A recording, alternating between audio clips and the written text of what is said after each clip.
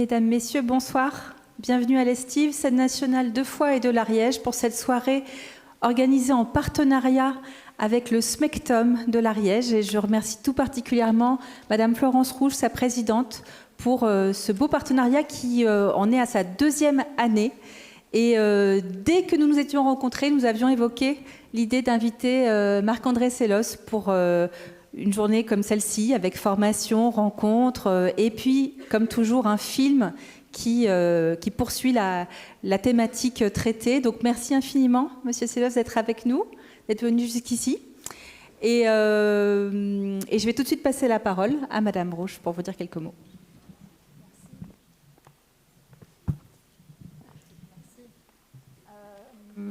Alors d'abord, je vous rassure, je ne vais pas vous faire attendre très longtemps parce que je suis comme vous, j'ai hâte en fait d'entendre cette conférence.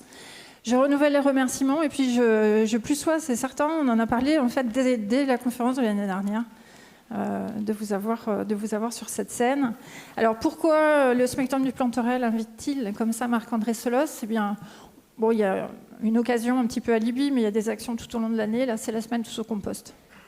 Voilà, donc c'est un petit peu l'occasion. Et pour nous, on a eu des choix à faire à un moment concernant ce qu'on appelle les déchets verts et puis également ce qu'on appelle les biodéchets, les déchets de cuisine.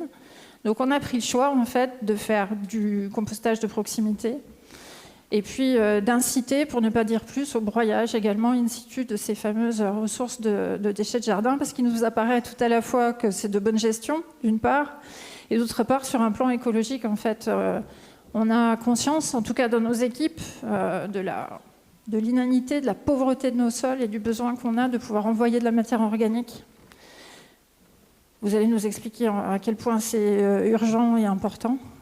Donc j'ai hâte de vous entendre sur ce thème. Et vraiment, je vous remercie très sincèrement d'avoir accepté le déplacement jusqu'à Foix pour nous faire part de tout ça. Je suis sûre qu'on entendra peut-être parler également de l'initiative du 4 pour 1000. Vous nous en direz quelques mots. J'aimerais vous entendre là-dessus, si c'est possible. Merci beaucoup. Écoutez, merci surtout de cette invitation et puis aussi de cette occasion de parler du sol. Parce que pour nous, assez souvent, c'est quelque chose, bien qu'on ait un lien très fort au sol, vos pieds sont assez souvent sur le sol. Votre regard est très souvent intercepté par le sol. Les minéraux qui vous constituent, votre phosphore, votre azote, votre manganèse, votre magnésium, ils viennent tous du sol. Hein. C'est-à-dire que vous êtes une extension du sol d'une certaine façon. Et d'ailleurs, quand on y met des choses pas très bonnes pour la santé, comme nous sommes une extension du sol, on finit par en périr, ou en tout cas en vivre moins bien. Mais en dépit de cette intimité et de ce contact quotidien au sol, on ne le voit pas très bien. Alors, il y a plein de raisons pour lesquelles on ne le voit pas très bien. Le sol, il n'est pas transparent, hein, on ne peut pas voir à travers. Si même on voyait à travers beaucoup de choses que je vais vous décrire, qui sont des processus ou des microbes, on ne les verrait pas. Et puis, au fait, a-t-on vraiment envie de s'intéresser au sol? En réalité, culturellement, c'est l'endroit où l'on met nos déchets, c'est l'endroit où l'on met les cadavres.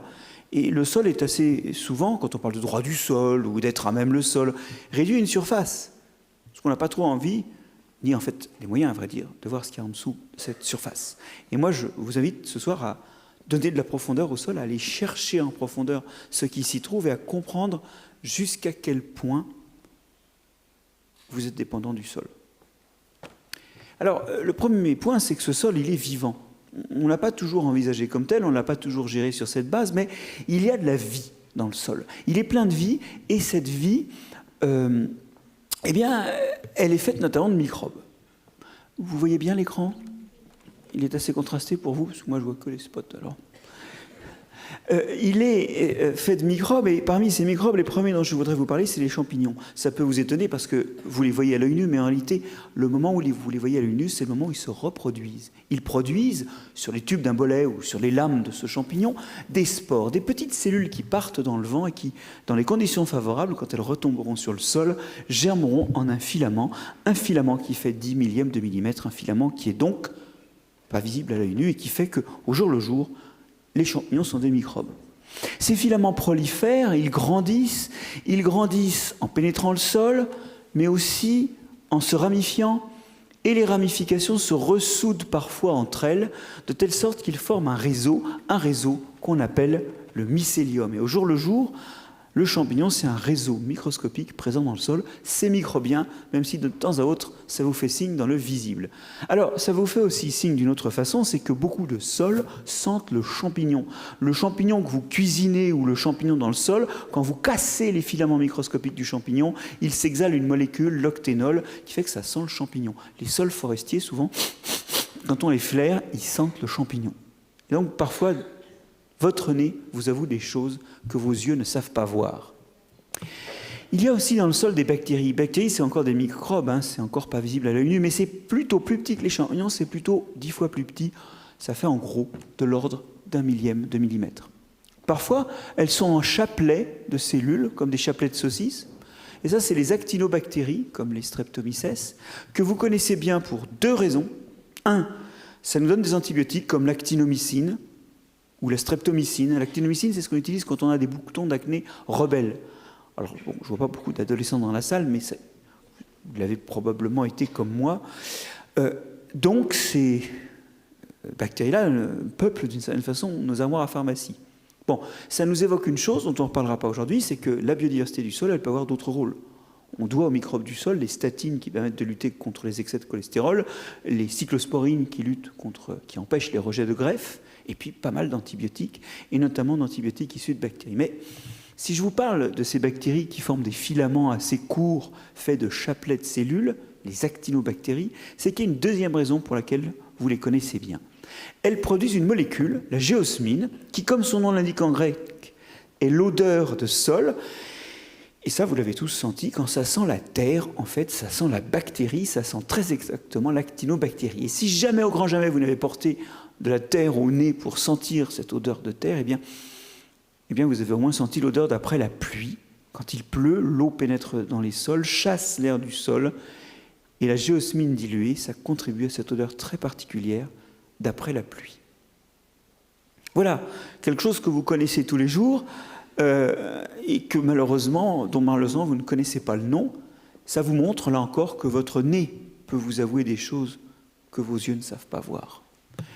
Les microbes du sol comprennent aussi des amibes qui sont faits de cellules qui font 10 à 100 millièmes de millimètre, un peu plus gros que les filaments de champignons, qui se déplacent en se déformant, et dans leur déformation, elles peuvent éventuellement englober des proies ou des morceaux de matière organique du sol pour se nourrir. Ces amibes, vous avez des bactéries là qui donnent l'échelle. Hein. Ces amibes, vous connaissez les plus grandes d'entre elles, je pense, sous le nom de blobs. Hein, les blobs, c'est des amibes géantes. Si vous ne connaissez pas les blobs, c'est pas grave, parce qu'une amibe, ça ressemble surtout à ça, c'est surtout microscopique. Tout ça, c'est une vie microscopique dans le sol, mais ce n'est pas toute la vie du sol. Qu'est-ce qu'il y a d'autre dans le sol de vivant? Vous pensez aux animaux, mais moi je pense avant tout aux plantes, aux racines des plantes. 1/3 de la masse de la plante est souterrain. Alors bien sûr, il y a aussi des animaux. Regardez, on voit très bien ici des colamboles, 3 paires de pattes mais pas d'ailes, on est tout proche des insectes. Un pseudo-scorpion qui a l'avant du scorpion mais pas l'arrière. Néanmoins, c'est proche évolutivement des scorpions et des araignées. Des vers microscopiques, gros comme des filaments de champignons, les nématodes, les acariens. Un mille-pattes, là on est de nouveau proche des scorpions et des araignées.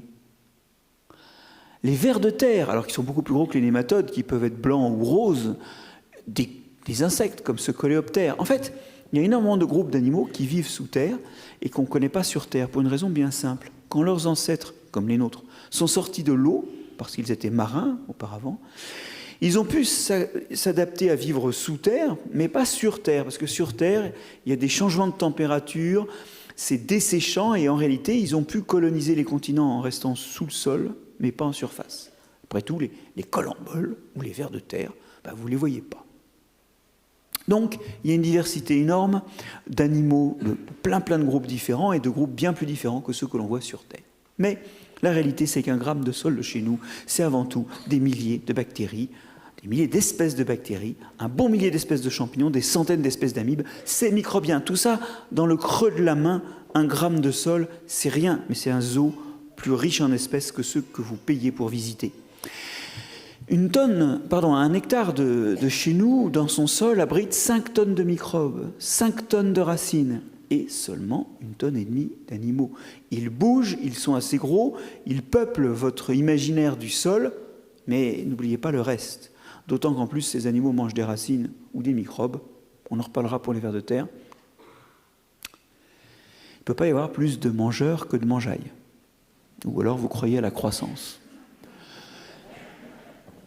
Au moins le quart, et 60% nous dit un papier publié l'été dernier, des espèces vivant sur Terre vivent dans les sols. C'est un haut lieu de biodiversité. Et ce haut lieu de biodiversité, en France, pays de 200 espèces de mammifères, 600 espèces d'oiseaux, 40 000 espèces d'insectes, 6 000 espèces de plantes, en France, rien que dans le sol de France, il y a au moins 115 000 espèces de bactéries. Oui, en fait, on vit dans un monde de microbes et ces microbes peuplent le sol. Un sol, dans un écosystème standard, c'est entre la moitié et les 3/4 de la masse vivante. Un sol, si on compte aussi la masse morte, les cadavres des animaux, les restes de plantes, c'est 60 à 90% de la matière organique morte ou vive totale. Vous voyez que ça se passe surtout dessous. Alors je peux imaginer votre agacement, les tonnes, les nombres d'espèces, bon, vous en foutez. Et vous avez raison. Ce qui compte dans la biodiversité autour de nous, c'est ce que chacune de ces espèces fait sur son milieu, modifie autour d'elle, et qui font que le monde est le monde, et que le monde est habitable. Par exemple, il y a des plantes qui font de l'oxygène, sinon il n'y aurait pas d'oxygène, ça nous permet de respirer. Et ce qui compte, c'est cette diversité fonctionnelle, c'est cette diversité de fonctions que remplissent ces espèces. Alors, que font-elles ? D'abord, elles font le sol. Elles font le sol, un sol qui est fait par la vie. Regardez déjà ce petit détail. Quand il y a du gravillon, quand il y a du bitume, quand il y a du béton, il faut ratisser les feuilles mortes. Fait-on ça dans les champs? Fait-on ça dans les bois? Fort heureusement non. La matière organique morte qui tombe au sol disparaît. Disparaît parfois parce qu'elle est enfouie, mais disparaît surtout parce qu'elle est mangée. Alors, des fois, elles s'accumulent sur le sol. Dans cette hêtraie, là, vous avez 5-6 ans de feuilles accumulées parce que elles sont lentement mangées par en dessous. D'ailleurs, si vous soulevez les feuilles et que vous retournez, ça sent le champignon. C'est typiquement les sols où il y a beaucoup de champignons qui ne se pressent pas. Mais ces feuilles disparaissent. Cette hêtraie, elle a 150 ans. Il n'y a pas 150 ans de feuilles et de bois mort par terre. En fait, la matière organique se décompose, elle disparaît quand elle arrive au sol. Et cette disparition, c'est un processus qui a des conséquences extrêmement importantes pour le sol et pour la vie. Regardez plutôt, ça c'est un rond de sorcière. Vous avez peut-être déjà vu ça dans des pelouses, des champignons qui poussent en cercle. Alors pourquoi ? C'est tout bête. Une spore est arrivée au milieu. Bon, vous comprenez que ce que vous voyez en surface, ça veut dire que le mycélium est en couronne. Une spore est arrivée au milieu, elle a commencé à grandir dans toutes les directions. Mais les champignons qui font des ronds comme ça, c'est des champignons qui mangent une partie de la matière organique du sol. Et quand ils ont tout mangé, ils meurent de faim. Mais c'est pas grave, parce qu'ils grandissent vers l'extérieur et ils colonisent des parties de sol où il y a encore à manger. Ce qui fait qu'il croit à la croissance, lui. Mais quand il va arriver au bord du champ... Bon. En tout cas, pour l'instant, ça va, il y a à manger, donc il est en cercle. Vous l'avez ? Alors, ça veut dire que le mycélium se trouve entre un front de mort qui progresse avec l'épuisement de milieu et une zone de croissance, et que donc il y a une nutrition active. Le champignon prélève, se nourrit et se développe de la matière organique qu'il prend dans le sol. Mais vous et moi, et les champignons, nous n'utilisons pas ce que nous mangeons seulement pour grandir. D'ailleurs, vous, que je vois là, qui n'avez que quelques cheveux et quelques plus ou moins de cheveux, bon ça dépend, et quelques ongles à faire grandir, ce que vous mangez ne vous sert pas à grandir, ça vous sert surtout à quoi ? À travailler. Oui, mais d'une façon générale, ça vous donne l'énergie pour vivre, parce que vous le brûlez comme un feu, avec l'oxygène venu de la respiration, vous brûlez cette matière, et alors que dans un feu, l'énergie s'échappe sous forme de lumière et de chaleur, et bien vous récupérez cette énergie un peu sous forme de chaleur. C'est pour ça que vous êtes tiède, mais aussi sous forme d'énergie utilisable pour le fonctionnement des cellules. Et de là, pour faire des mouvements, pour parler, Bref, cette respiration vous donne de l'énergie. Et c'est un feu dans les cellules. C'est qu'une grande partie de ce qui est consommé par le champignon, lui aussi, comme vous et moi, il va le brûler. Alors, quand on fait un feu, ça produit de l'énergie, chaleur ou lumière, bon. Ça produit du CO2, il s'en échappe du champignon comme de vos poumons. Et quoi encore ? Si vous avez déjà fait un feu dans un âtre, il faut le vider de temps à autre parce que ça fait des cendres. Quand vous brûlez une molécule sur laquelle il y a de l'azote, une molécule sur laquelle il y a du phosphate ou du soufre, ça reste, après la destruction, sous forme de cendres. Alors vos cellules évacuent les cendres dans le sang, et le sang est nettoyé au niveau des reins. Voilà pourquoi vous urinez. Vous urinez sous forme liquide les cendres de votre respiration. Oui, l'urine, c'est 4 grammes d'azote par litre, c'est 0,7 grammes de phosphore par litre. L'urine, c'est des cendres liquides. Bon, le champignon, lui, il ne s'ennuie pas, il bazarde ça dehors. Et qu'est-ce qui se passe? Eh bien, cet azote, ce phosphate qui est libéré par la respiration de certaines molécules qui lui servent à faire de l'énergie, eh bien, regardez, l'herbe est plus verte sur le rond. Alors, ça ne se voit pas forcément beaucoup, mais si vous revenez voir votre rond de sorcière à une saison où vous ne le voyez pas par les organes reproducteurs du champignon, vous le voyez souvent sous forme d'un rond d'herbe grasse, au printemps en particulier. Quand le mycélium est très actif, eh bien, il libère des déchets, et cette décomposition, elle a pour sous-produit ce qu'on appelle la minéralisation. Elle rejette des minéraux qui aident à la croissance des plantes. Elle fait la fertilité du sol. Et je vous emmène dans les Pouilles, où là, on a des rondes sorcières dans une pâture multiséculaire qui font 30 à 80 mètres de diamètre, et on les voit très bien de loin, parce que c'est là que l'herbe pousse le mieux. Oui, ça fait de la fertilité. Alors, au total, on a cette histoire que l'œuvre de la mort, nous dit Pasteur, serait incomplète sans les microbes et la décomposition finale qui recycle les matières nutritives. Sans microbes, la terre serait encombrée de matières mortes et de cadavres en tout genre, animaux et végétaux. Sans microbes, la vie deviendrait impossible parce que l'œuvre de la mort serait incomplète. L'azote, le phosphate et tout un tas d'autres ressources seraient bloqués dans des cadavres inaccessibles aux plantes. Donc, la matière organique du sol, c'est ce qui fait que le sol est noir, c'est des restes de plantes, des restes d'animaux, des restes de microbes qui sont morts et qui lentement, ça prend un certain temps, il y en a donc plein dans le sol, mais lentement, ça se décompose et ça donne de la fertilité. Alors, ce n'est pas tout ce qu'il y a dans le sol. Il y a aussi des petits morceaux de pierre un peu partout. Et vous allez voir qu'il en arrive la même histoire. Oui, quand il pleut, l'eau qui passe dans le sol dissout les roches. Les roches se dissolvent dans l'eau. Mais alors, pas besoin de vous faire un dessin, c'est extrêmement lent. Très, très lent. Bon. Regardez par exemple un petit cristal d'apatite, un minéral qui contient du phosphore, qui a trempé 6 mois dans l'eau pure. La surface paraît pas altérée. Ça, c'est un tout petit peu dissous, mais rien.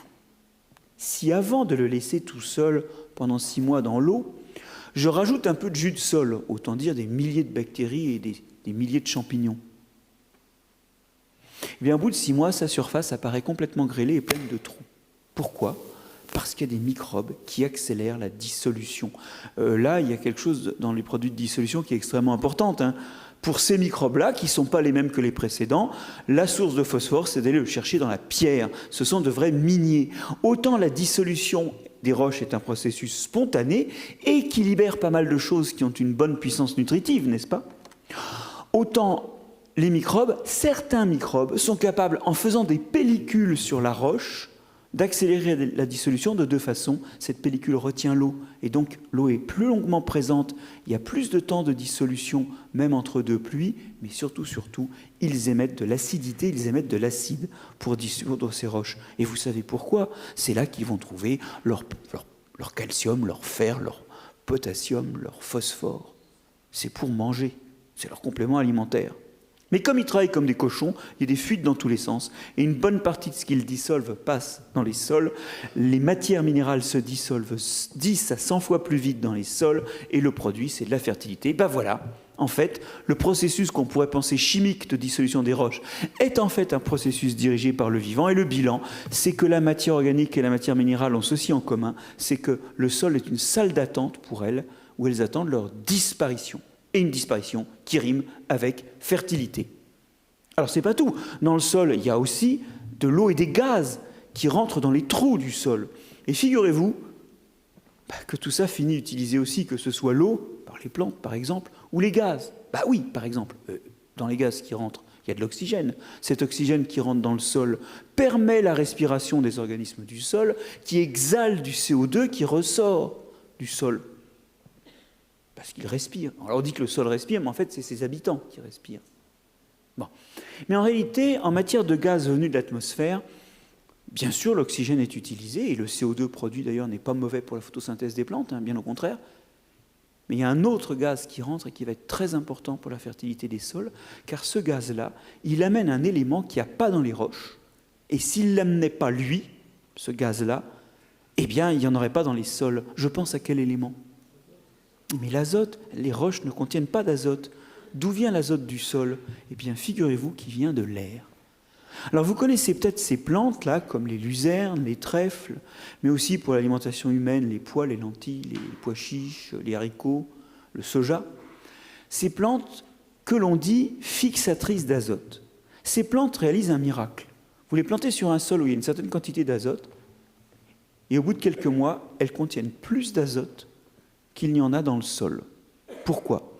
Le miracle, en général, c'est une histoire de microbes. Ce qui se passe, c'est que ces plantes ont sur leurs racines des gros renflements roses dans lesquels elles hébergent des bactéries, qu'on appelle des rhizobiums, des bactéries qui ont la caractéristique d'être capables de transformer l'azote gazeux qui rentre dans le sol en acides aminés, les briques constituant les protéines. Et du coup, ces plantes, elles récupèrent une partie de ces acides aminés en échange de sucre qu'elles donnent à la bactérie pour les nourrir. Elles récupèrent ces acides aminés, donc elles peuvent faire énormément de protéines. C'est pourquoi ces plantes, qui sont botaniquement de la famille des légumineuses, on les appelle aussi, en alimentation animale et en alimentation humaine, des protéagineux, parce qu'elles sont extrêmement riches en protéines, des molécules très riches en azote. Elles peuvent en faire beaucoup, puisqu'elles ont des usines à acides aminés. Ça leur coûte un peu de sucre, mais ça leur permet de contenir beaucoup d'azote. Alors, il y a des bactéries libres dans le sol, comme les azospirillum ou les azotobactères, qui sont aussi capables de transformer l'azote gazeux en acide aminé. Mais il faut aussi qu'elles se nourrissent. Elles ne sont pas fixées sur la photosynthèse de la plante. Donc ce processus-là est un petit peu moins efficace, elles sont un petit peu moins quantitativement actives. Bon, finalement tout ça, bactéries libres, rhizobium dans les racines, parties aériennes des légumineuses, tout ça finit par tomber au sol et subir une décomposition qui va donner de l'azote, cette fois-ci sous forme d'azote du sol, de l'ammonium, du nitrate, bref, un ammonium qui maintenant est dans le sol et va pouvoir servir à nourrir d'autres organismes, notamment d'autres plantes. Alors le chemin a été un petit peu long, désolé, hein, mais il mène bien d'un gaz qui va de nouveau disparaître en donnant de la fertilité. C'est la même histoire. En fait, le sol, c'est un mélange de matière organique, de matière minérale et de gaz qui sont en train de disparaître sous l'effet de la vie en engendrant de la fertilité, en devenant de la fertilité. C'est pas tout. Les sols, il va falloir les mélanger. D'ailleurs, on devine qu'il y a du mélange. Regardez, il y a des petites pierres jusqu'en haut et il y a de la matière organique. Alors de moins en moins, mais il y a quand même un peu de matière organique qu'on devine noirâtre ou brunâtre jusqu'en bas. Il y a des mélanges de proche en proche qui font qu'on n'a pas juste de la matière organique morte sur de la roche. Qui est-ce qui mélange? Alors, disons les choses avant de répondre à cette question. C'est important de mélanger parce que si l'eau passe dans le sol vers le bas, elle va emmener toute la richesse qui a été produite par les mécanismes qu'on a dit. Et rapidement, toutes les ressources utilisables par la plante seront très en profondeur, inaccessibles aux racines. Donc c'est vraiment important qu'il y ait un mélange pour s'opposer à l'entraînement par l'eau qui passe dans le sol. Qui mélange?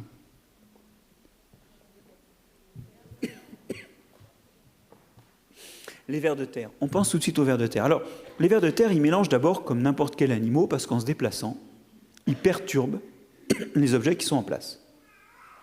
Vous les voyez ici qui, en quelques jours, sont en train de disperser la belle ordonnance de lit clair et de lit foncé qu'on avait mis dans un terrarium. Le déplacement, le fait de creuser des terriers, ça mélange un peu. Mais les vers de terre ont deux autres façons de mélanger qui les rendent encore plus efficaces dans ce processus de mélange. Que mangent-ils? Alors, ils mangent de la matière organique morte, des résidus de plantes, des choses comme ça. Mais en fait, il faut bien comprendre que quand vous regardez la matière sèche de ces morceaux de plantes, de ces résidus, c'est à 90% de la cellulose et de la lignine, et ça, ils ne sont pas très très capables de digérer ça. Alors vous me direz, il y a 10% qui restent. Oui, mais attendez, Surtout sur ces morceaux de matière organique, il y a des bactéries et des champignons qui sont en train de les attaquer. Et c'est ça qui digère le mieux, les microbes. Et pour eux, manger de la matière organique, c'est souvent en fait la meilleure façon de manger des microbes qui s'y sont développés. Alors, pour cela, quand ils ont mangé de la matière organique, il faut broyer très fin cette matière organique pour extraire le jus de microbes. Comment faire quand on n'a pas de dents ? Et effectivement, c'est une question qu'il faut poser aux poules, qui n'ont pas de dents non plus, mais qui broient du grain, dans leur gésier, à l'aide de petits morceaux de pierre. Eh bien, il y a un gésier, là, on n'en fait pas des salades, mais bon, il y a un gésier, voilà. Et les vers de terre mangent des grains de sable qui vont faire meule et leur permettre de bien broyer tout ça. Et c'est là que commence le désastre.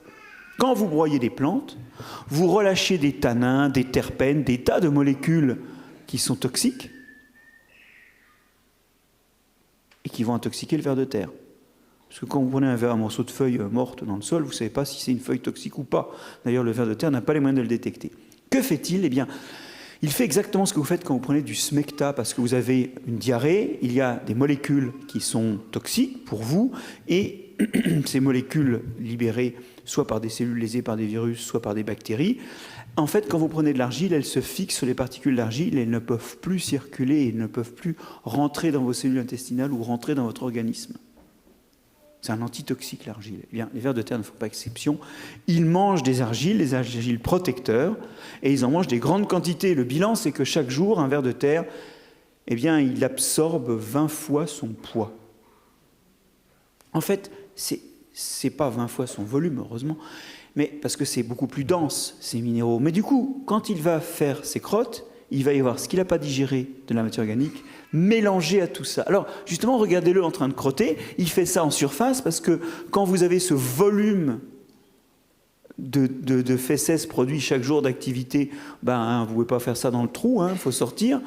Et les turicules, c'est le nom qu'on donne à la matière fécale des vers de terre, contiennent de la matière organique, elles sont noires, mais aussi des grains de sable et de l'argile. Écrasez-les quand elles sont encore molles, vous verrez qu'il y a une souplesse qui est due à l'argile, et que si vous écrasez bien, vous sentirez les grains de sable. D'ailleurs, souvent, quand les turicules sont nettoyés par la pluie, on voit les grains de sable à l'œil. Bon, ça c'est un mélange, super mélange, n'est-ce pas? Mais c'est pas tout. La deuxième chose, c'est que comme il est déposé en surface, il va contribuer à enfouir les feuilles et les restes végétaux, ou animaux d'ailleurs, qui sont tombés. Et ça injecte de la matière organique en profondeur. Darwin a consacré son dernier ouvrage de 1881 aux vers de terre. Et il raconte cette expérience qu'il avait fait dans son jardin. Il avait mis de la poudre de craie dans le jardin, et sur plusieurs dizaines d'années, il a suivi, en faisant des trous chaque année, l'enfoncement progressif de cette couche de craie. Et il a montré ainsi que les vers de terre prenaient en dessous et, en déféquant, redéposaient par-dessus et enfouissaient tout ce qui était en surface. De cette vitesse d'enfoncement de son lit de craie, il avait établi l'âge d'un certain nombre de sites archéologiques en fonction de la profondeur où on les trouvait. Et ça ne marche pas. Parce qu'en fait, arrivé à une certaine profondeur, il est peu probable que les vers aillent chercher des choses par en dessous, et donc ces âges étaient sous-estimés, parce que la vitesse d'enfouissement finit par s'annuler. Mais elle est réelle et quasi constante les premières années. Qui d'autre mélange que les animaux ? Il y a des sols, notamment les sols de Landes, les Landes d'altitude, ou les Landes de Bretagne, il y a des sols de Landes où il n'y a pas d'animaux, et pourtant il y a un peu de mélange quand même. Bon, c'est pas forcément énorme, mais qui d'autre mélange ? Les plantes, oui, absolument. Vous n'oubliez pas que les plantes sont faites d'un tiers de leur masse sous terre, et qu'elles font des racines qui s'enfoncent dans le sol. Pour que la racine s'enfonce, il faut lubrifier l'avancée de la racine et mettre des mucilages qui permettent de réorganiser les particules. Cette réorganisation des particules demande énormément de mucilage, et en plus c'est tout bénef parce qu'après, autour de la racine, il y aura ces espèces de gels qui vont retenir l'eau et faire que l'eau restera plus longtemps après la pluie. C'est tout bénef pour la plante. Bon, mais c'est pas tout. Ces plantes réalisent aussi un prodige qui demande, vous allez voir, d'envoyer beaucoup de matière organique dans le sol. Si moi je vous enterre jusqu'à mi-cuisse dans le sol et que je vous laisse comme ça, quitte à vous amener de la nourriture et des livres à lire, en fait, en 8-10 jours, vous mourrez de gangrène. Vous mourrez boulotté parce que dans les effroyable diversité de tout ce qu'il y a dans le sol, il y a des choses qui peuvent vous manger. Des bactéries, des choses comme ça. Donc, c'est un truc très sûr pour mourir. Bon. Les plantes, elles, même s'il arrive que les racines soient parfois malades, et ça illustre bien qu'il y a des choses pas sympas dans le sol, hein, ben, la plupart du temps, elles ne sont pas malades. Comment font-elles? Elles émettent d'énormes quantités de matière qui empêchent les microbes indésirables de se développer, qui ont des capacités antibiotiques, disons-le, et qui font qu'elles ne sont pas trop souvent malades. Elles émettent aussi des molécules qui attirent les bons microbes. On verra tout à l'heure des champignons qui sont alliés aux racines. On a vu tout à l'heure des rhizobiums dans les légumineuses, vous vous souvenez? Comment ils arrivent dans les nodosités? Ils sont attirés par des flavonoïdes sécrétés en grande quantité par la racine, et les petits rhizobiums dans le sol, ben, ils sont mobiles et ils remontent vers la source. Ils vont vers l'endroit où c'est le plus concentré, comme vous quand vous êtes dans votre appartement et puis ça sent le brûler, et vous essayez de localiser d'où ça vient. Et en fait, il y a un recrutement d'alliés également. Donc ils reconstruisent leur environnement microbien dans le sol. Ces sécrétions peuvent aussi désherber. Des plantes comme l'œillet d'Inde, ou la reine des prés, qui est la seule dans le pré, sécrètent abondamment des molécules toxiques pour les autres plantes. Les plantes désherbent. D'ailleurs, les ancêtres des céréales émettaient des acides benzoxazinoïdes dans le sol qui servaient de désherbants. Alors, ça coûte assez cher à fabriquer, puis il faut en mettre beaucoup. Du coup, quand on a sélectionné, dans des contextes où on avait des herbicides, des blés qui faisaient plus de grains, ou des céréales en général qui faisaient plus de grains, ben, on a sélectionné ceux qui faisaient plus ce désherbage, parce que du coup, ils avaient plus d'énergie et plus de matière à mettre dans les grains. D'accord?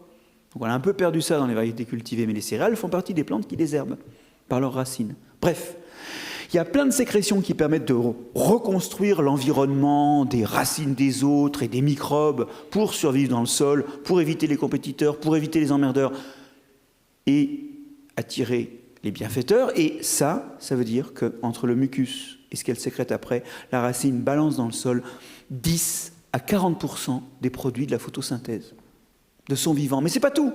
Après, les racines, elles meurent. Toutes les racines pour une plante annuelle, ou encore, pour les plantes pluriannuelles, 20% simplement des racines, des petites racines, survivent l'année suivante. 80% meurent, parce que toutes ne peuvent pas devenir plus grosses, la plante n'y suffirait pas. Et ça veut dire qu'il y a des dépôts de racines mortes dans le sol. Les racines mortes, ça amène au sol l'équivalent de 1 à 5 fois ce qu'amènent les tiges et les feuilles mortes sur le sol. Vous réalisez? Autant ou jusqu'à 5 fois plus selon l'espèce. Tout ça, c'est dans le sol. Vous comprenez que la racine est une machine à injecter de la matière organique dans le sol. Ça, c'est fort. Ce qui l'est moins, mais qui contribue quand même au brassage, alors là, c'était une photo de Reine des Prés, mais on oublie. Ce qui contribue au brassage aussi, c'est que la plante exploite avec ses racines les sels minéraux, de l'azote, du phosphate, du potassium, du calcium, du magnésium, du bore, du zinc, du manganèse, tout ce qu'on veut en quantité variable. Tout ça, ça monte dans les feuilles, évidemment. Et ces feuilles, quand elles meurent, tout n'a pas été récupéré. Quand les feuilles et les parties aériennes meurent, elles restituent ces substances arrachées à la profondeur en surface du sol. Alors ça ne vaut pas un ver de terre, mais ça monte quand même. Et donc, au total, les plantes mélange aussi. Qui d'autre peut mélanger? Alors, petit indice, on n'a plus droit aux animaux, on n'a plus droit aux plantes, et si ça mélange, c'est que c'est quand même assez grand pour être capable de déplacer d'un endroit sur l'autre. Mais ça peut être ni une plante, ni un animal. Le vent ne mélange pas, il l'emporte. L'eau, elle emporte vers le bas, toujours la même chose. C'est pas un mélange, ça. Ça a tendance à ségréger. Les substances solubles descendent vers le bas, et en haut, il reste un truc où il n'y a plus rien de soluble, et notamment plus de fertilité. C'est justement là-dessus qu'on est en train de se battre. On veut touiller. Les champignons, c'est les seuls qui soient assez grands pour déplacer d'un endroit sur l'autre. Alors évidemment, le travail des champignons va être moindre que celui des racines, qui est moindre que celui des animaux, mais ça déplace quand même les champignons. Regardez cette croissance intrusive, avec une matière qui se met en place à partir de choses qui ont été absorbées ailleurs. C'est un déplacement. Alors vous allez me dire, oui, alors Marc-André, c'est un déplacement, mais c'est minable. Oui, mais sauf qu'en fait, il déplace assez pour que les plantes leur fassent faire les commissions dans le sol. Alors en effet, quand vous regardez une racine, dans 9/10 des cas, si vous la regardez bien au microscope avec une coloration ad hoc, une racine saine, hein, vous trouverez du mycélium de champignons dedans. Ici, il est coloré en bleu. Et elle est saine, cette racine. Mais ce n'est pas qu'une racine, c'est aussi du mycélium. Alors, comme en science, il faut montrer qu'on est payé à faire quelque chose et que les gens, en général, on ne prend pas le temps de leur expliquer. On préfère, pour faire sérieux, mettre un nom grec. On appelle ça des mycorhizes. C'est-à-dire qu'en fait, ce que vous appelez, vous, une racine, dans 9/10 des cas, c'est bien une racine, rhiza, mais il y a aussi du champignon myco dedans. Champignon qui est aussi présent dans le sol, hein. Il pousse dehors également, de même que la plante pousse toute seule au-dessus du sol. Mais voilà, la racine, c'est cette association entre les racines des plantes et les champignons, association où la plante est donc adossée au mycélium du champignon dans le sol et où elle donne du sucre aux champignons en échange d'eau et de sels minéraux, azote, potassium, phosphate, phosphore, mais aussi tout un tas d'autres choses que la plante reçoit, mais que le champignon a été collecté à distance. En fait, elle paye vraiment le champignon pour aller faire les courses. Alors, ça, c'est énorme parce que ça coûte beaucoup moins cher de faire des filaments de champignons que de faire des racines, c'est plus petit, ça coûte 100 fois moins cher en masse, en carbone investi. Et par contre, le contact avec le sol, par rapport au contact sol-racine, le contact sol-champignon, il est 10 000 fois plus important. Alors en fait, ça varie, hein. Ça peut être beaucoup plus que 10 000 ou moins que 10 000, mais prenons 10 000. En termes rapportés au cours carbone, vous avez une amélioration d'efficacité d'1 million de fois, ce qui fait 100 millions de %. Si vous avez des amis qui sont très fiers de leur placement, vous pourrez leur rappeler que l'homme est peu de choses par rapport aux logiques du vivant. Et alors, il y a une cerise sur le gâteau, c'est le cadeau de fin d'année. Hein, là. Comme ces champignons, leur nutrition à eux, ils ne peuvent se nourrir que sur la racine, ils ne peuvent pas trouver de sucre ailleurs. Comme ils peuvent se nourrir que sur la racine, au cours de l'évolution, chaque fois qu'ils ont acquis des façons de protéger les racines, ils ont mieux mangé et ils ont eu plus de descendants. En d'autres termes, ça a été sélectionné mécaniquement par la sélection naturelle, tous les mécanismes protecteurs, et donc ces champignons en plus protègent des maladies du sol. Et c'est une autre chose qui permet à la plante de ne pas pourrir comme vous si je vous enterre, c'est qu'en plus elle attire des auxiliaires de protection, notamment ces fameux champignons des mycorhizes qui font le nettoyage dans leur propre intérêt. Ils protègent leur garde-manger. Alors ça ne marche pas toujours, mais n'empêche, c'est un rôle sanitaire. Mais oublions ça, parce que mon but, c'était de vous montrer qu'il y a des déplacements dans le sol. Et ces déplacements, ils font que finalement, le sol est une chorégraphie lente. Ça n'empêche pas les plantes de s'ancrer dans le sol, les fondations de vos maisons d'être dans le sol, mais le sol, ça bouge, il y a des déplacements, il y a de la vie qui l'active, qui le touille, et qui fait les trous. Ah oui, parce que depuis tout à l'heure, on dit oui, il y a de l'eau dans les trous, il y a des gaz, mais pourquoi il y a des trous ? Ils devraient tous se reboucher depuis longtemps, écrouler depuis longtemps. Si le sol est vivant, il se fait des trous tout le temps. Ces trous, c'est des trous de racines mortes. En plus, les restes de racines mortes collent et poissent et en collent ensemble tous les morceaux de terre et font que ça ne s'écroule pas parce que c'est rendu cohérent par la matière organique. Filament de champignon qui est mort et qui laisse un trou. Déplacement d'une amibe ou déplacement d'une bactérie qui laisse un trou. Déplacement d'un ver de terre, d'un mulot. Tout ça, c'est des trous. Et en fait, les trous où il y a de l'eau et de l'air qui sont vitaux pour le fonctionnement des sols et leur fertilité, ils sont faits par ces déplacements. Ces déplacements font que le sol, c'est comme une chantilly. C'est foisonné par le vivant. Alors, évidemment, quand on fait des trous n'importe comment, par exemple avec une charrue, vous savez, vous pulvérisez le sol, vous soulevez, vous laissez retomber, il n'y a pas de matière organique qui vient en coller l'ensemble, les trous, ils sont pas cohérents, et il se produit ce qu'on appelle le tassement. C'est vrai que ces trous-là, quand on roule dessus, ils s'écrabouillent. Oui, parce que ce n'est pas des trous comme les trous biologiques du sol. On verra que le labour n'est pas vraiment une solution à long terme. Ça aère un peu un temps, mais il vaut mieux des sols vivants, parce que là, leurs trous sont résistants. Alors maintenant, on sort du sol, ça y est, on peut, si jamais votre voisin dort, parce qu'il s'en fout de ce qui se passe en dessous du sol, c'est le moment de le réveiller, d'accord, on va sortir du sol, on va voir d'autres conséquences de cette vie, et vous allez voir, on va faire le monde. Tiens, par exemple, on va faire le climat. Vous savez que sur Terre, il y a toujours un effet de serre, Dieu merci, sinon il ferait moins 50 degrés, donc je ne pense pas qu'on serait apparu comme on est maintenant. Hein. Donc pour nous, c'est une bonne chose qu'il y ait un peu d'effet de serre. Et le sol fait partie des zones d'émission. Pourquoi ? Parce que, par exemple, dans les sols aérés, où il y a de l'oxygène qui rentre, eh ben, il y a des bactéries, des champignons, des vers, des animaux qui respirent et qui font du CO2 qui ressort du sol. Le sol a toujours contribué à réchauffer le climat. Bon, alors vous allez me dire, oui, mais il y a des fois où le sol il est ennoyé dans une rizière, par exemple, ou même juste après la pluie. Qu'est-ce qui se passe dans les poches de sol où il n'y a pas beaucoup d'oxygène, voire dans les sols qui sont ennoyés en permanence? Parce que vous allez me dire, sans oxygène, pas moyen de...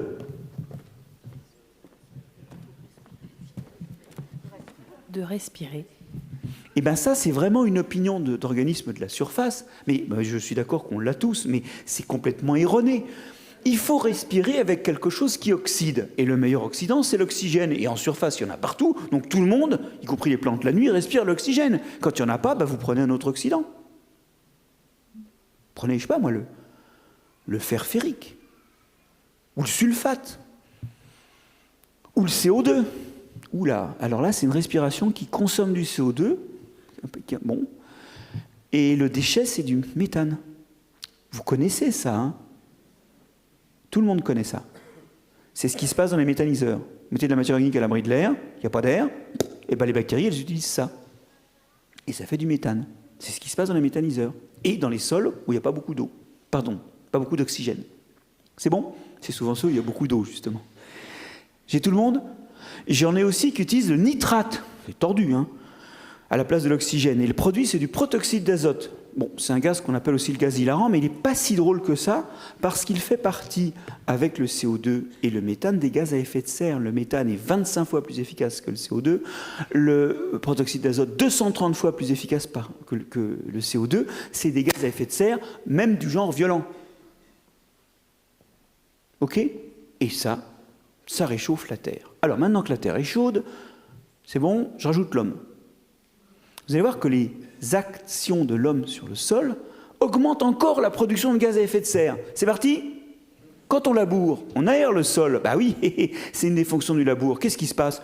La respiration augmente, donc ces sols deviennent très pâles parce qu'ils contiennent moins de matière organique, elle disparaît plus vite. C'est surtout les bactéries, on en reparlera, qui survivent au labour et qui respirent comme des dingues. Et vous produisez du CO2, beaucoup plus que si vous n'aviez pas labouré. D'ailleurs, on compte que depuis 8000 ans où l'homme laboure, nous avons émis 300 gigatonnes de carbone dans l'atmosphère. Ça fait à peu près 3 fois plus si vous comptez en CO2. C'est la moitié de ce qu'on a émis depuis 200 ans avec l'utilisation des combustibles fossiles. Alors, on s'est quand même déchaîné là, hein, mais vous voyez que le tiers de ce qu'on a émis, c'est le labour. Et on continue à en émettre, d'autant plus qu'on laboure d'autant plus facilement qu'on a des combustibles fossiles. Ça, pendant 8000 ans, ça n'a pas eu d'effet sur le climat, parce qu'en fait, le climat était amené pour des raisons astronomiques à se refroidir, et il ne s'est pas refroidi, il est resté assez stable. Trop bien. C'est comme ça que nos civilisations se sont développées. Parce que la plante que vous avez domestiquée, 10, 20, 30, 50, 100 ans plus tard, elle poussait toujours là, le climat ne changeait pas. Parce que le changement climatique, ça pose des problèmes quant aux cultures. Vous allez voir. En attendant, dans la dernière ligne droite, on a un peu fait fort, hein, avec l'émission des gaz à effet de serre, notamment liées au labour. Bon. Alors, il y a aussi toutes les pratiques qui irriguent. Quand vous irriguez, vous créez des sols qui respirent avec du CO2, du nitrate, donc qui font encore plus de gaz à effet de serre. C'est diabolique si vous avez un sol humide ou irrigué où vous mettez du nitrate comme engrais. Le nitrate, c'est un des composants des engrais minéraux.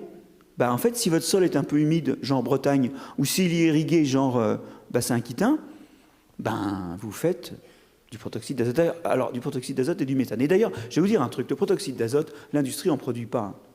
Il n'y a que les sols qui en produisent. Voilà la carte de France de la production de protoxyde d'azote par l'homme. Alors, c'est comme à la météo. Hein. Vous voyez le bassin aquitain, sauf la forêt des Landes, le bassin parisien, le nez fertile de la Bretagne. Si vous ne savez pas où est la Limagne, elle se voit comme le nez au milieu de la France. La plaine du Rhin, la plaine de Saône et du Rhône. Ah, et pas PACA et Languedoc-Roussillon. Pourquoi? Parce que là, les sols sont secs, ils respirent l'oxygène. Et ça, c'est largement l'effet soit de l'irrigation, soit de l'apport de nitrate dans les sols. 80% du protoxyde d'azote produit par l'homme en France l'est par l'activité agricole. Bon. Alors, ça, c'est un peu un désastre. Parce que, et vous allez voir que c'est exactement l'endroit où l'ignorance du monde vivant nous tue, nous abîme, parce qu'en fait, on fait un problème de ce qui devrait être une solution. Je fais une parenthèse publicitaire, ce n'est pas l'objet de ce soir, mais j'ai produit un livre qui est sorti il y a 2 semaines, qui s'appelle « Nature et préjugés », et qui, bien sûr, est en vente dans les bonnes librairies et les bons dépôts de livres des alentours, où j'essaie de regarder un petit peu tout ce qu'on fait et qu'on ne devrait pas faire si on avait compris ce que c'est que notre lien à la nature, et aussi tout ce qu'on pourrait faire, mais qui reste des belles au bois dormant, si on comprenait ce lien à la nature, parce qu'il y a des tas de choses qu'on peut faire bien et mieux. Et en voilà un exemple. En fait, le sol, tel qu'on le gère, eh ben, il fait de l'effet de serre. Bon, en plus de tout le reste de nos activités. Mais en fait, il y a des façons d'utiliser le sol pour diminuer l'effet de serre. Quand vous mettez de la matière organique dans le sol,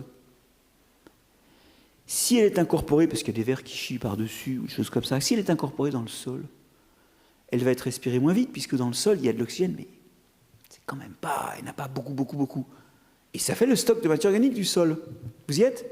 Si vous mettez de la matière organique dans le sol, elle est là pour 10, 50, 150, 250 ans, voire même dans certains écosystèmes, des dizaines de milliers d'années. Ben, ça fait du stock de carbone. Ça, c'est l'initiative 4 pour 1000. Alors, on m'avait demandé d'en parler, je ne sais pas. Mais donc, ça y est, mission accomplie. C'est une association dont je suis un des ambassadeurs, mais on est plusieurs à essayer de défendre ça. C'est quelque chose qui a été fondé par Stéphane Le Foll. Et le nom du 4 pour 1000 vient d'un calcul tout simple. Si chaque année, on augmente la teneur en matière organique de tous les sols du monde de 0,4%, ce qui peut se dire 4 pour 1000, eh bien, on compense les émissions de gaz à effet de serre de cette année-là. Alors, entendons-nous. Il ne s'agit pas de continuer les conneries. Il s'agit de repomper tout ce qu'on a déjà mis dans l'atmosphère et qui agit avec 7 à 20 ans de retard. Le temps qu'on a aujourd'hui, il correspond à ce qu'on avait émis entre 2000 et 2010. D'accord? Attention, hein. Parce qu'on dit on va réduire nos émissions, le problème c'est que ce qu'on a déjà émis, on va l'avoir bien profond. Donc, c'est une façon de résorber ce qu'on a déjà émis. Et ce n'est pas pour continuer les conneries. Bon, deuxième remarque, il y a des sols, ce n'est pas la peine de mettre de la matière organique.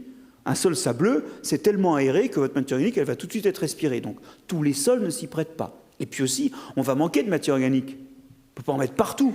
Vous imaginez les exportations de matière organique pour les sols de Patagonie, là? On va manquer de matière organique. Mais simplement, c'est un calcul, une vision de l'esprit qui montre que c'est un levier qui peut être puissant. Après, il faudra le conjuguer avec d'autres parce que tout seul, il ne peut pas fonctionner. Il y a des sols où ça ne marche pas. On va manquer de matière organique, mais on peut déjà mettre toute la matière organique qu'on peut. Alors, comment mettre de la matière organique dans le sol? La première chose, c'est d'arrêter les conneries. Vraiment. L'autre connerie, c'est d'avoir des sols nus pendant l'hiver. Voilà, ça c'est la France en hiver. C'est n'importe quoi. C'est comme si vous aviez un appartement en centre-ville à Foix, et puis vous vous débrouillez pour qu'il soit vide 4 mois par an. Vous le louez que 8 mois par an. Vous faites ça? Ben non. Alors vous allez me dire, ouais, mais souvent ces 4 mois-là, pour le sol, ça ne produit pas grand-chose. Mettons juste des plantes qui vont se goinfrer des richesses nutritives et empêcher que la pluie les emmène. Et ces plantes, qu'est-ce qu'on fait? Ah ben on met aussi quelques plantes fixatrices d'azote. Et quand la saison est venue, vous les broyez au sol ou vous passez un coup de glyphosate. Je reviendrai là-dessus. Parce que même comme ça, c'est bon. Ben oui, moi j'aime pas le glyphosate, vous allez voir pourquoi, mais... Et donc, vous mettez ça à terre et vous stockez 0,1 à 1 tonne de carbone par hectare et par an. Et si les syndicats agricoles font leur boulot, eh ben, ils vont demander de l'argent pour stocker du carbone. Voilà. Ça s'appelle les intercultures. C'est très bon pour le sol, pour l'entretien des champignons mycorhiziens et pour tout un tas de trucs, mais ça permet aussi de stocker du carbone. Voilà.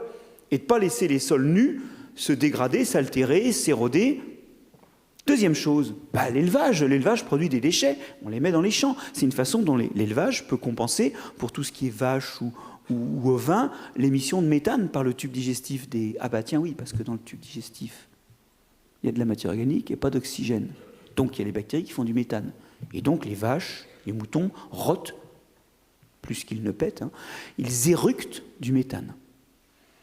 Mais ils peuvent compenser leur impact sur le climat en faisant ça, qui est non seulement la matière nutritive, mais aussi de l'azote, du phosphate, mais aussi de la matière organique.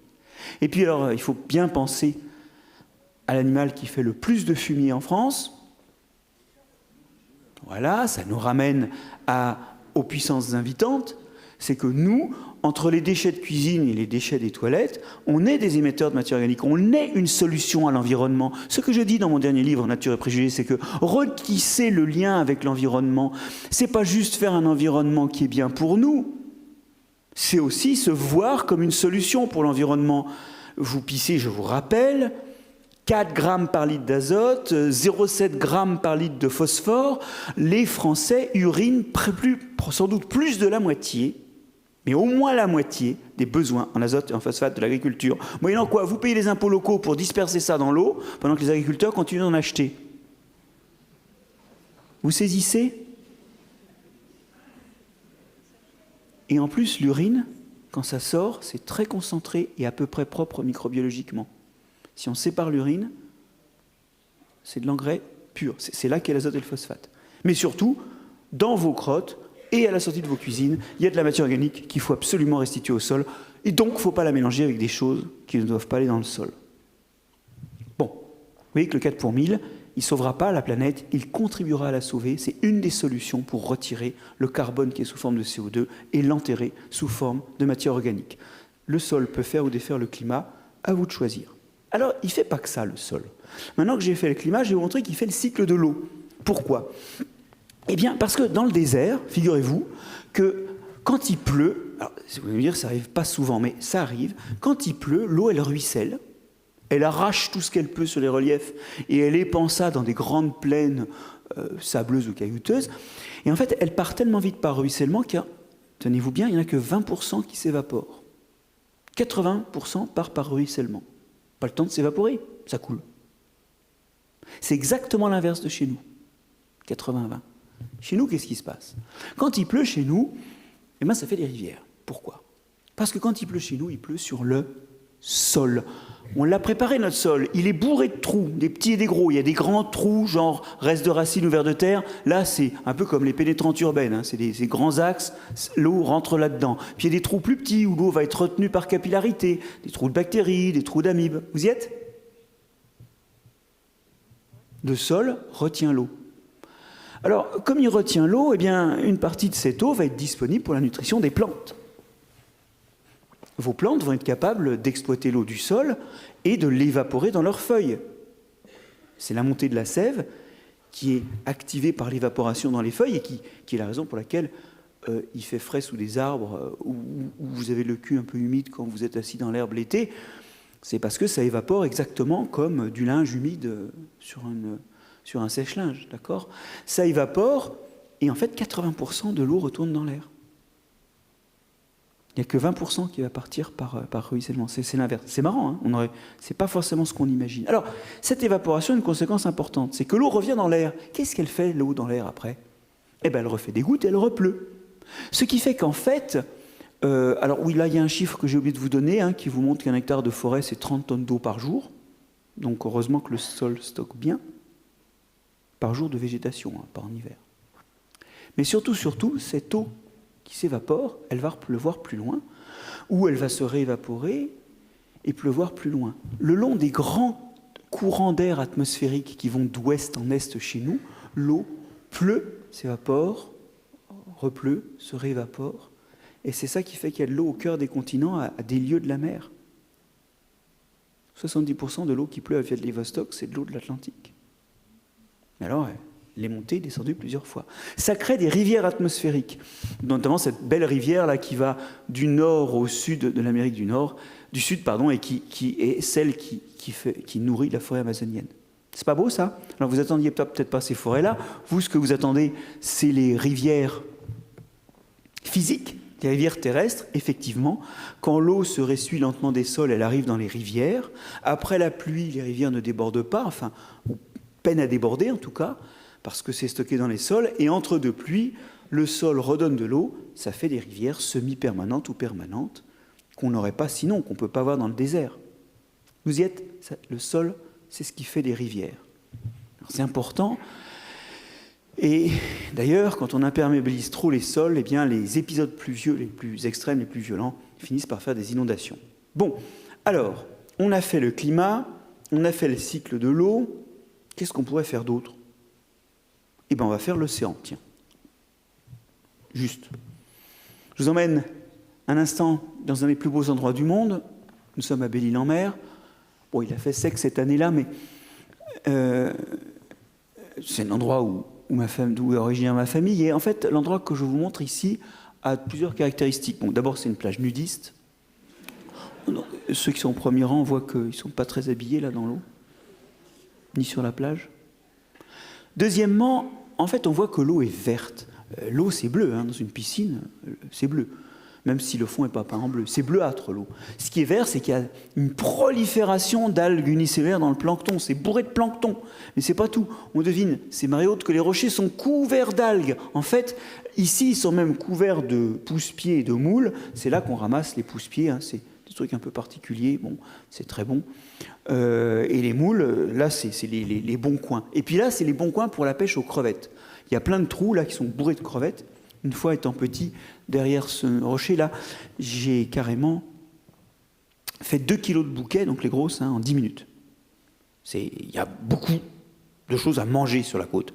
Mais ça, c'est universel, en fait. Quand vous regardez où est la production la plus abondante de matière vivante, algues, poissons, crustacés, mais c'est toujours le long des côtes. Pourquoi?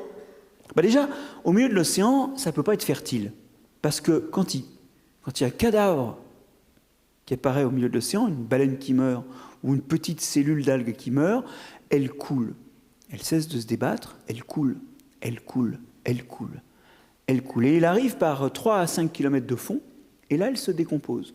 Donc, ça donne de l'azote, du phosphate, à 3 à 5 km de la lumière. Aucun espoir pour la photosynthèse.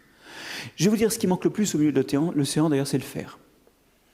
C'est vraiment l'élément qui manque le plus. Bon. Le bilan, c'est que faute de sol, l'océan n'est pas fertile. Alors pourquoi le bord des continents est-il fertile? L'eau qui s'échappe des sols emmène une partie de la fertilité que vous et moi on a fabriquée tout à l'heure, vous vous souvenez? Ça emmène cette fertilité arrive par les fleuves dans les océans.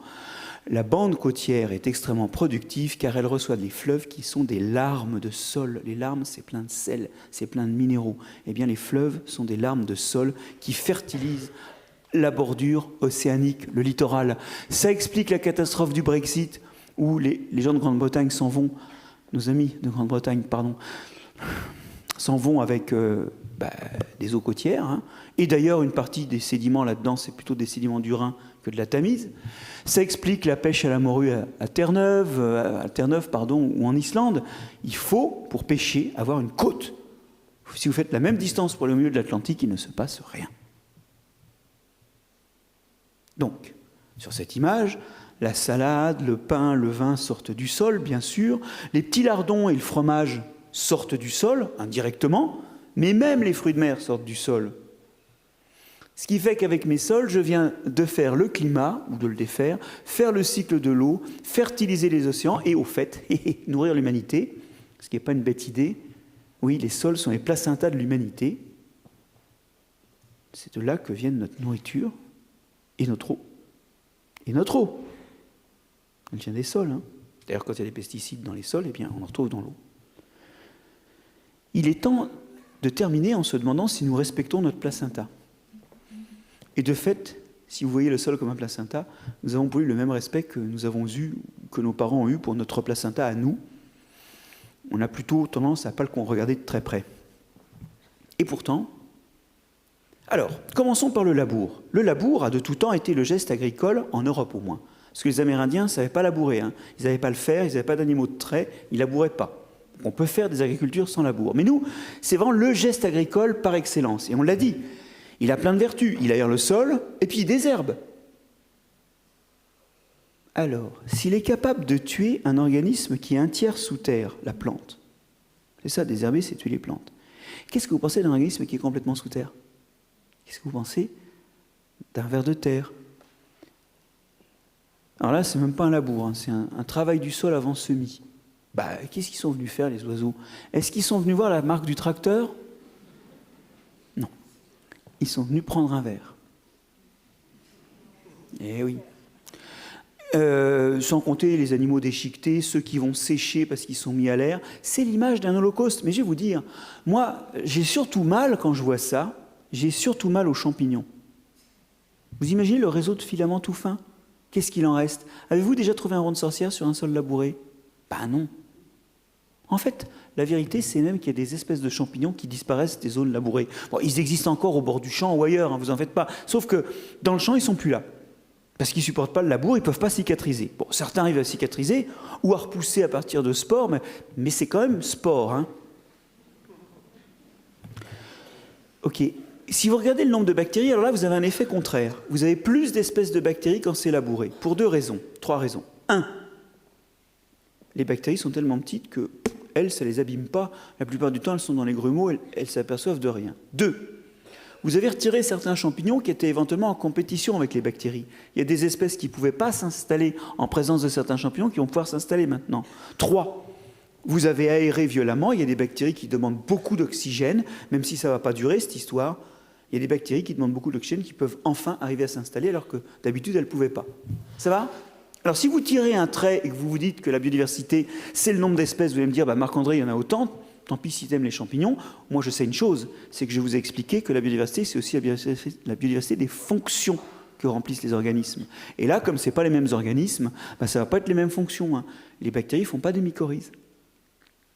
Donc en fait, ce qui se cache là, c'est une perturbation de la vie du sol, un changement, une réorientation de cette vie du sol qui n'est pas forcément tout à fait ce que voudraient les plantes. Mais comme les bactéries respirent plus, parce qu'elles ont survécu et elles ont de l'oxygène, elles commencent à détruire la matière organique du sol. Nos sols français ont perdu 50% de leur matière organique depuis les années 50. Pourquoi? Parce que les bactéries respirent plus. Et nous, on laboure. Donc chaque année, elles respirent bien. Bon, un peu moins quand on a roulé avec le tracteur 3-4 fois dans la parcelle ensuite. Mais au bilan, regardez la teneur en matière organique des sols de France. Pas beaucoup dans le bassin aquitain, sauf la forêt des Landes et les Pyrénées. Pas beaucoup dans le bassin parisien, où on voit très bien la forêt de Fontainebleau et la forêt de Chantilly. On voit les forêts, hein. On peut s'amuser à en nommer d'autres. Pas tellement, alors on voit les grandes forêts du Rhin, mais on voit très bien qu'il n'y a pas grand-chose dans la vallée du Rhin, pas grand-chose dans la vallée de la Saône puis du Rhône, pas grand-chose en PACA et en Languedoc-Roussillon. Alors vous allez me dire, pas de matière organique? Bon, et alors? Eh bien, c'est le moment d'examiner un échantillon de matière organique que je vous ai amené. Alors, ce n'est pas vraiment de la matière organique du sol, mais c'est quelque chose qui a les mêmes propriétés. Voilà. Alors d'ailleurs, il y a des bactéries dedans, hein, comme sur la matière organique du sol. Ça, vous ne l'avez jamais fait, donc je vous explique ce que j'ai sur le doigt là. Déjà, ça colle. D'ailleurs, un peu difficile de s'en défaire. Hein. Ça colle, et la matière organique du sol, je l'ai déjà évoqué, ça colle les morceaux de sol, ça fait la résistance à l'érosion, ça fait des trous qui se tiennent, ça fait de la cohérence. Enfin, de la cohésion, pour être très exact. La cohésion. La deuxième chose, c'est que c'est tout humide et gluant. Hein? Ça retient l'eau. Ben oui, nos sols de France sont pauvres en matière organique, alors que la matière organique stabilise les trous où il y a l'eau et retient l'eau elle-même. Dommage pour un pays dont les étés deviennent secs. On a un fabuleux plan sur l'eau du gouvernement qui n'aborde même pas les sols. Or, c'est là qu'arrive l'eau. Vous voyez où va l'ignorance? Dans le plan sur les sols, la question c'est comment remettre de la matière... Dans le plan sur l'eau, pardon. Une des questions majeures, c'est comment remettre de la matière organique dans les sols. On attendra le prochain. Petit détail, ça vous a choqué cette image? C'est une rivière. Vous voyez la différence avec celle-là? Ça, c'est en zone labourée. Ça, c'est en forêt. Ah ben oui, quand on laboure, comme le sol reste nu, comme il est déstructuré, comme il n'y a plus de matière organique, l'érosion augmente de 10 à 20 fois. Ça veut dire que vos sols fondent. Ça peut prendre 100 ans, ça peut prendre un millénaire, mais l'érosion est augmentée d'un facteur 10 à 20. Vos sols sont en train de disparaître. Et c'est lié à l'absence de matière organique notamment, mais aussi au fait qu'ils sont nus. Et quand vous arrivez à un certain stade d'incohérence des sols, parce que pour le coup, il n'y a plus de matière organique, eh ben, 200 mètres de diagonale, 80 cm de dénivelé, ça s'en va. C'est une image tirée de Paysans de la Terre au ciel. Vous verrez dans ce formidable documentaire quelques images de ce que ça donne. C'est l'horreur totale. Quand on est en dessous d'un certain taux de matière organique, le sol coule quand il pleut. D'ailleurs, au passage, on découvre le rôle des haies, là. Oui, mais bon. Alors, ce n'est pas une vision de l'esprit de dire que les sols disparaissent avec le labour. Vous allez en zone méditerranéenne, vous visitez ces belles ruines antiques, et vous regardez autour de ces villes antiques, ces sols complètement dénudés, et vous dites, ah bah oui, c'est vrai, les sols méditerranéens, ils sont un peu squelettiques. Mais tu parles, si on a installé des villes comme ça, c'est qu'il y avait à manger autour. Elles ont été installées au milieu de plaines fertiles, qu'on a labourées, et aussi, il faut bien dire, surpâturées. Le bilan, c'est que quelques millénaires plus tard, il n'en reste rien. Nous, qui sommes des arriérés, qui n'avons appris à labourer que très tard, on a encore un peu de réserve. Mais dans certains coins, ça commence à être chaud. Vous y êtes ? Le labour, c'est la mort des sols.